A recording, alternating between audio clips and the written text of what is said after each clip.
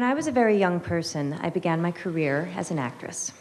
Whenever my mother wasn't free to drive me into Manhattan for auditions, I would take the train from suburban New Jersey and meet my father, who would have left his desk at the law office where he worked, and we would meet under the upper platform arrival and departure sign in Penn Station. We would then get on the subway together, and when we surfaced, he would ask me, "Which way is north?" I wasn't very good at finding north in the beginning, but I auditioned a fair amount, and so my dad kept asking me, "Which way is north?" Over time, I got better at finding it. I was struck by that memory yesterday while boarding the plane to come here, not just by how far my life has come since then, but by how meaningful that seemingly small lesson has been. When I was still a child, my father developed my sense of direction, and now, as an adult, I trust my ability to navigate space. My father helped give me the confidence to guide myself through the world. In late March last year, 2016, I became a parent for the first time. I remember the indescribable and, as I understand it, pretty universal experience of holding my week-old son and feeling my priorities change on a cellular level.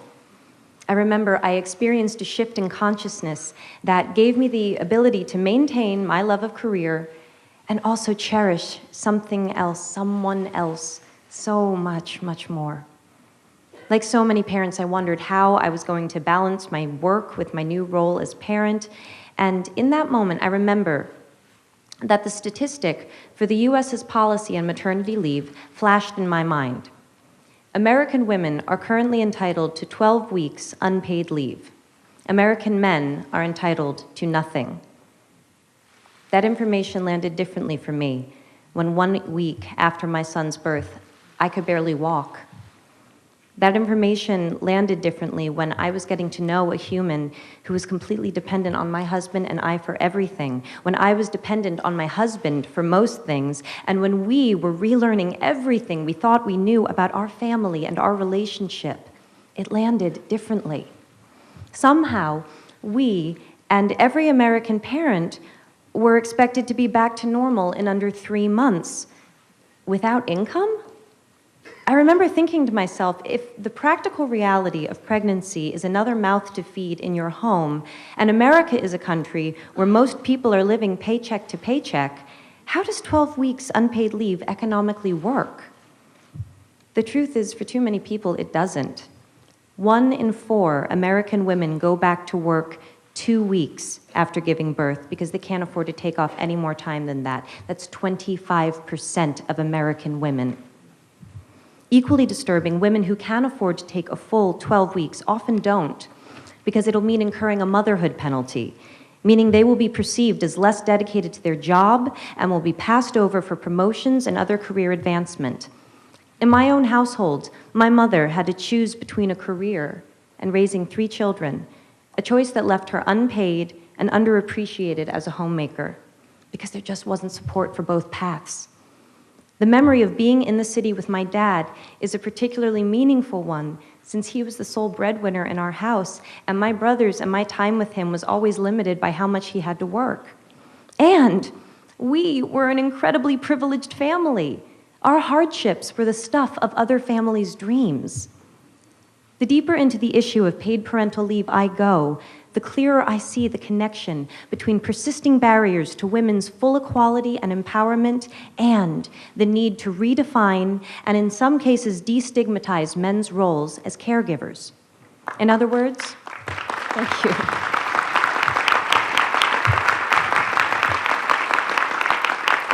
In other words, in order to liberate women, we need to liberate men. The assumption and common practice that women and girls look after the home and the family is a stubborn and very real stereotype that not only discriminates against women, but limits men's participation and connection within the family and society. These limitations have broad-ranging and significant effects for them and for the children. We know this. So why do we continue to undervalue fathers and overburden mothers? Paid parental leave is not about taking days off work. It's about creating the freedom to define roles, to choose how to invest time, and to establish new, positive cycles of behavior.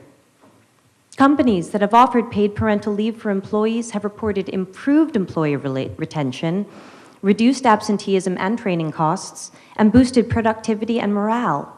Far from not being able to afford to have paid parental leave, it seems we can't afford not to. In fact, a study in Sweden showed that for every month fathers took paternity leave, the mother's income increased by 6.7%. That's 6.7% more economic freedom for the whole family. Data from the International Men and Gender Equality Survey shows that most fathers report that they would work less if it meant that they could spend more time with their children. And picking up on the thread that the Prime Minister mentioned, I'd like to ask, how many of us here today saw our dads enough growing up? How many of you dads here see your kids enough now? We need to help each other if we are going to grow.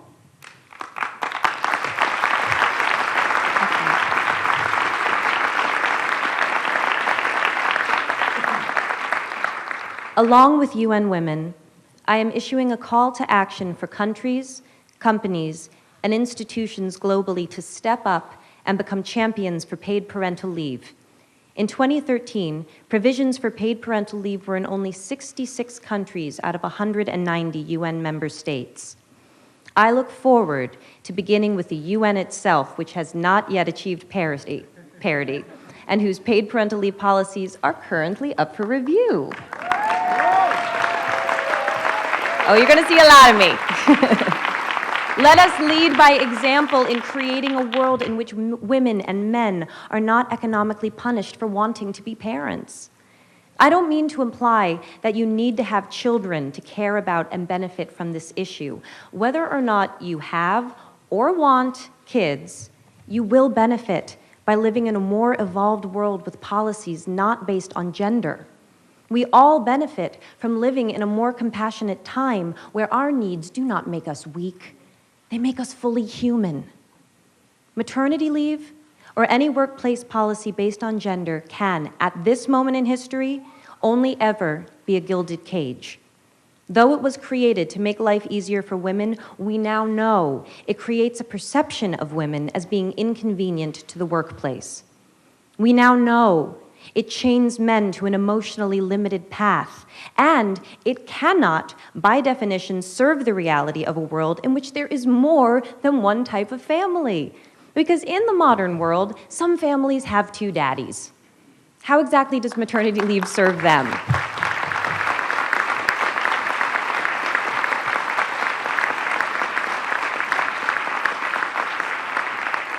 Today, on International Women's Day, I would like to thank all of those who went before in creating our current policies.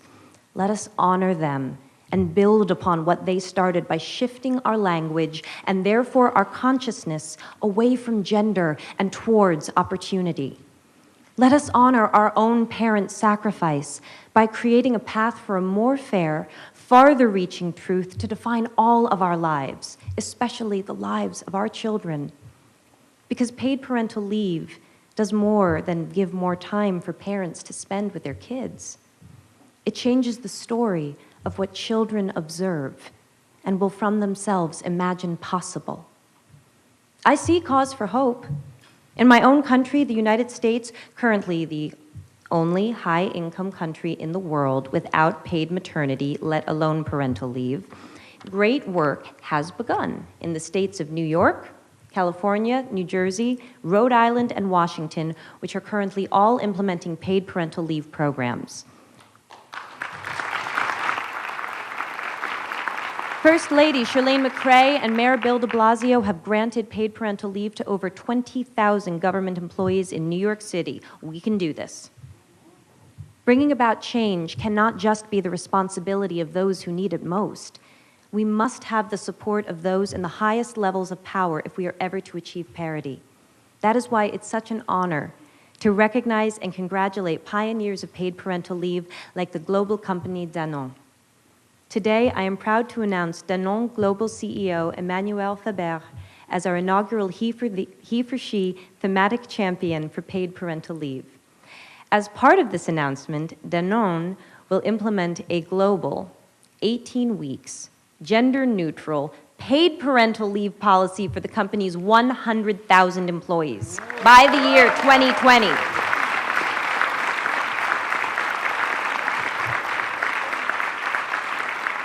Monsieur Faber, when Ambassador Emma Watson delivered her now iconic He for She speech and stated that if we live in a world where men occupy a majority of positions of power, we need men to believe in the necessity of change, I believe she was speaking about visionaries like you. Merci. Imagine what the world could look like 1 generation from now if a policy like Danone's becomes the new standard. If 100,000 people become 100 million, 1 billion, more. Every generation must find their north. When women around the world demanded the right to vote, we took a fundamental step towards equality. North. When same-sex marriage was passed in the US, we put an end to a discriminatory law. North. When millions of men and boys and prime ministers and deputy directors of the UN, sorry, the president of the General Assembly, that's what happens when I go off script. When men, like the men in this room and around the world, the ones we cannot see, the ones who support us in ways we cannot know but we feel, when they answered Emma Watson's call to be he for she, the world grew. North. We must ask ourselves, how will we be more tomorrow than we are today? The whole world grows when people like you and me take a stand because we know that beyond the idea of how men and women are different, there is a deeper truth, that love is love and parents are parents. Thank you.